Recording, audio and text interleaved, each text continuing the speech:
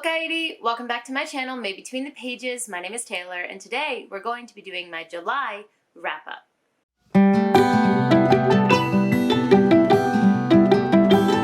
Now, July for me was specifically focused on the Indie Accords Readathon, which is put on by Lana from Lore and Lullabies. If you have not subscribed to her channel, please do. She's a wonderful human, and the effort that she puts into this readathon every year is just, it's amazing. There were 3 different teams that you could sign up for if you were participating based on the genre of book that you like to read.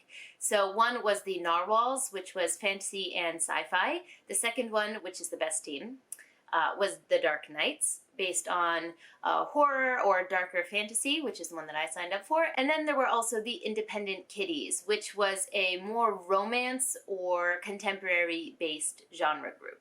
There were a bunch of different prompts on a bingo board, which I will be sure to have popped up on screen at this point. I was not able to get a full blackout, but I did get through quite a few of these prompts. Hi!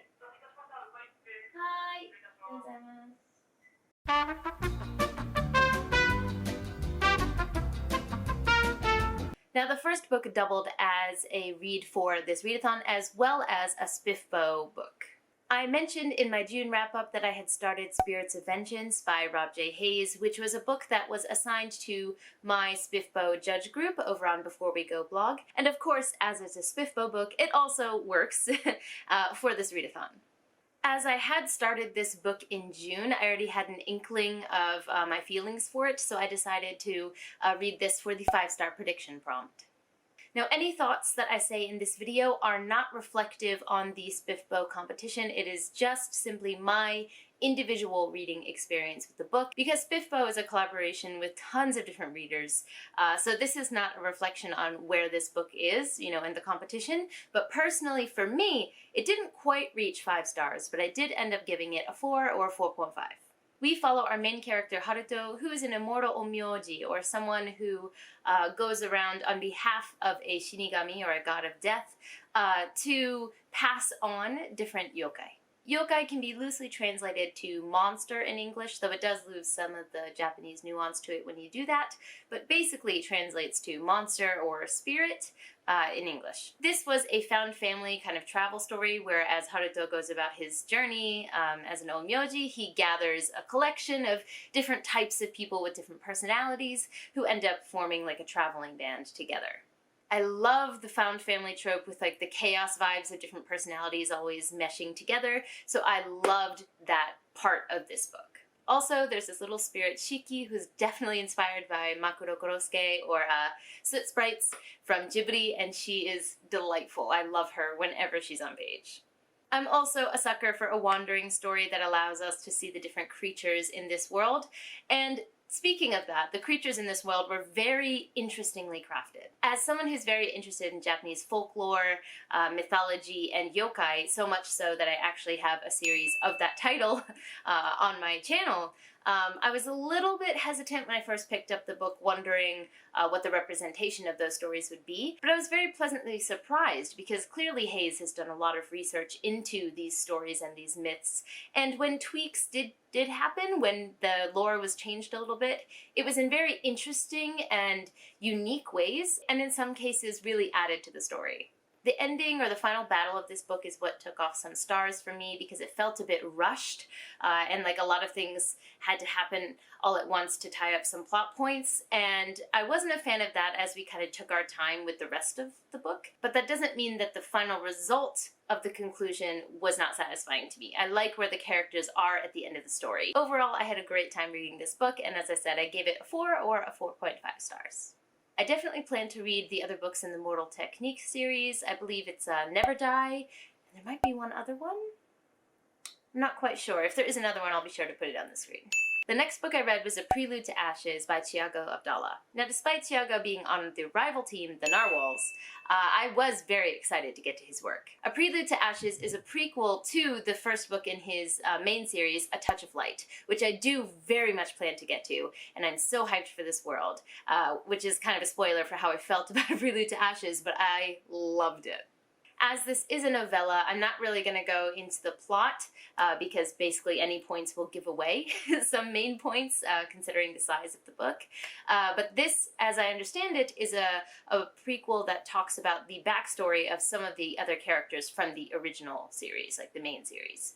And for me, what really got me hooked on this world were the themes and the world itself. A Prelude to Ashes deals with the build-up to a large conflict. So we see all of the moving pieces and how we ended up where we ended up to have the conflict happen. And the political machinations used in order to get these pieces, moving where they need to be were fascinating, really well handled. And this book also really deals with religion as a force in society, a controlling force, or, a piece on the board, or the political board, which I've mentioned many times in my reviews and on my channel that I love. I love when religion is discussed in that context. And this book definitely seems to play with the dynamics between religion and power. So I'm absolutely 110% here for that.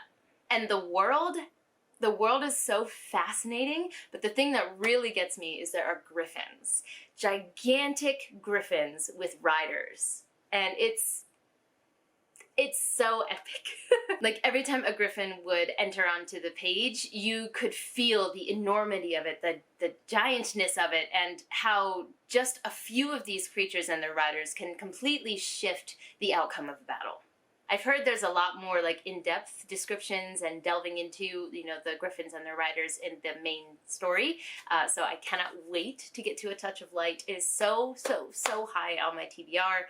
I really hope that I can get to it soon. Thiago is also a wonderful human, so that never hurts either.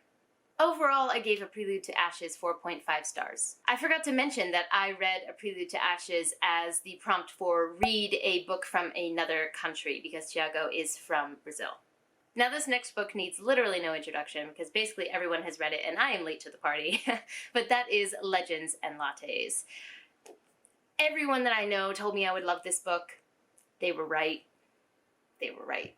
I would be really surprised if Baldree has not opened or had experience, opening with friends, maybe a small company or small restaurant, because the little details that are accurate in this book, it was incredible. I felt so seen.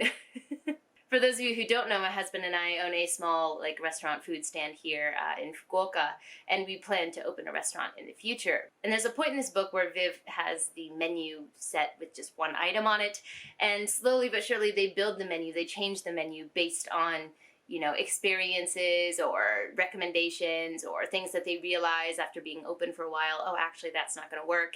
And just the malleability and the changing of the menu is so realistic because that's what happens when you have a small business, because what you expect is going to be in demand or how you expect to sell something, it's almost never that exact way. So you have to change and you have to adjust based on that. I know it sounds really small and insignificant, but little moments like that were peppered throughout the story that made it feel like it was speaking to me. I was like, oh my god, I know exactly what that feels like. I realized I didn't say what this is about, so basically we follow Viv, who's an orc who was a mercenary before for most of her life, and she decides she's done with that life. And so she does market research, again, something else that you have to do in the real world. She does market research to find the best place to set up a coffee shop. She has no idea what she's doing, she's winging it, and I loved it. This has extreme found family, slice of life, hanging out with your friends vibes, and it's wonderful. I'm so used to high stakes fantasy where people are dying or nations are at risk or there's a big war happening. That's nice to just go small scale and deal with smaller, less high stakes issues. I would describe this as a warm hug of a book, as pretty much everyone else has done up until this point, and I will definitely be rereading it in the future when I need just a burst of dopamine. I did end up giving this 4.5 rather than 5 because there is one particular character dynamic or kind of, what's the word I'm looking for? Conflict in the book, and the resolution of this particular conflict was not logical. It just seemed like we needed to get these two characters to get along now, so in order to get from point A to point B, let's just make the whole thing disappear without any logical follow through. So for me, that particular plot point kind of annoyed me a little bit, just because why? So I ended up taking off 0.5 stars just for that, because, you know, character dynamics and relationships are huge in a book like this. But besides that, it was a delightful experience, so I still gave it a 4.5. The next book I read was to pick a favorite from one of your team captains. So since I was on the Dark Knights team, I chose, I don't remember if it was Lana or Steve who had this on their favorites list. But I chose Nightfall. Nightfall is the first book in the series Nightmareland, and the concept of this horror series is that the sun just one day goes out. It disappears. And this book explores the idea of what would happen to humanity if this occurred. There is a hint that it might be something supernatural, but we still don't know at this point. And this is one of those horror books that is very psychological, and it leaves you feeling kind of creeped out and like uncomfortable, but you can't exactly pinpoint what it is that made you feel that way. It just has those creepy vibes, and I made the terrible choice to read it with the timing that I finished at 2 o'clock in the morning. So I read it in one sitting and finished like the middle of the night. And I was really creeped out, wanted to kind of turn on a light maybe. I just had my fingers crossed that the sun would rise in the morning. But it wasn't the too much creepy feeling that I get from like ghost horror, which I can't handle. I'm just such a little bitch with that. Ghost horror is not for me. So it's not that type of creepy. It's a different type of creepy. And I really enjoyed it. I again gave this one 4.5 stars just because there was something that was keeping it from a 5 for me. But I will definitely be continuing with the series.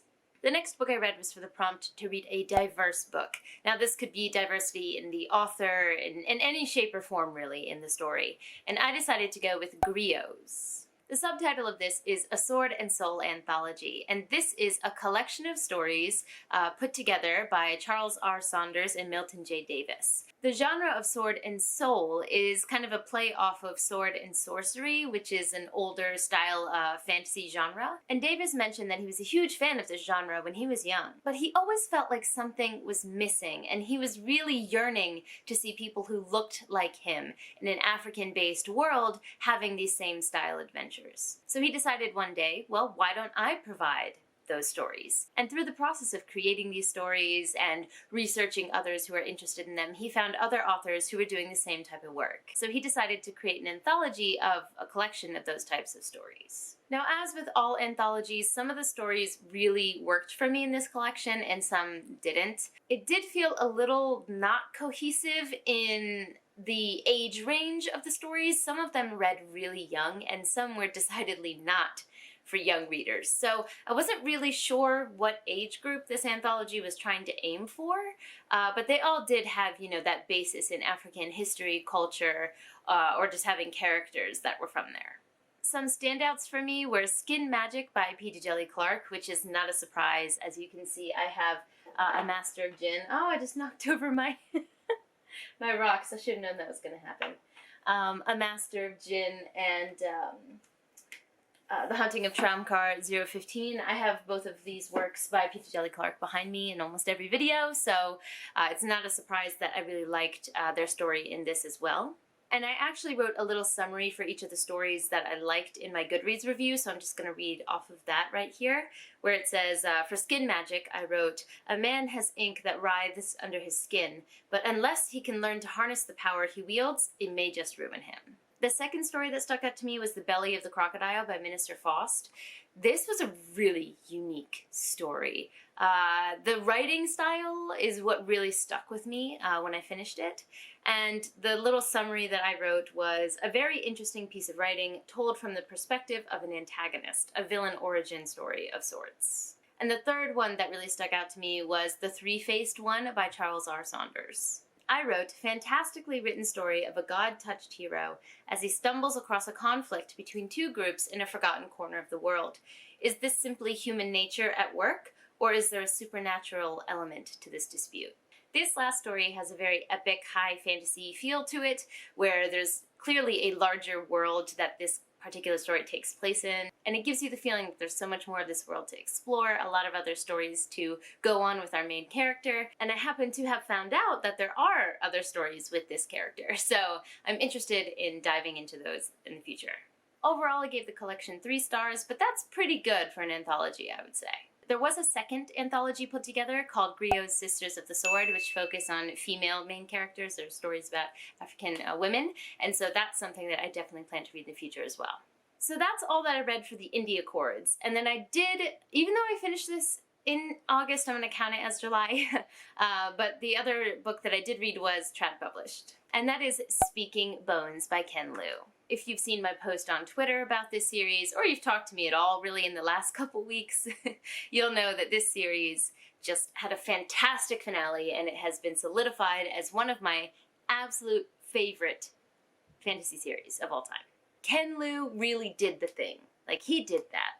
The last book leading up to the finale, Speaking Bones, is just as intricate and detailed and full of clear love that Ken Liu has for this world, all the way through to the last page. There were parts that broke my heart, there were parts that made me smile, there were plot points that blew my mind, and the last scene actually got a little happy yelp out of me. I can't say pretty much anything about the plot or even the characters that are in this book because there's so many things that happen in this series. I don't want to give away who lives, who dies, like who's in this last book even. So I'm not going to say any more than that, but just know that this entire series was 5 stars for me. And if you haven't picked up the Dandelion Dynasty, please, please do yourself a favor and pick it up.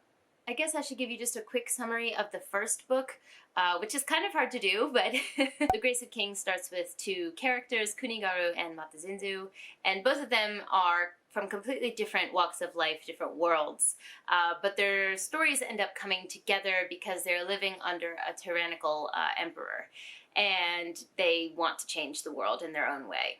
Then after that, we have so many characters who join the story, and everyone's individual choices and actions add up to what ends up being the result of that book.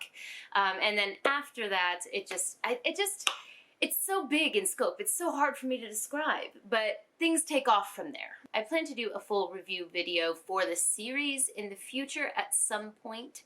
But there's just so many thoughts going through my head right now that I haven't even written my full physical review yet. I just need to kind of sit with it. But this is a series that I will be revisiting and rereading for years and years to come. That concludes my July wrap-up. Let me know in the comments down below if you've read any of these, your thoughts on them. As always, you know I love to chat. Don't forget to like, subscribe, and click that bell. I'd love to have you as part of this community, and I appreciate it. But for now, I'm gonna head out. Jane!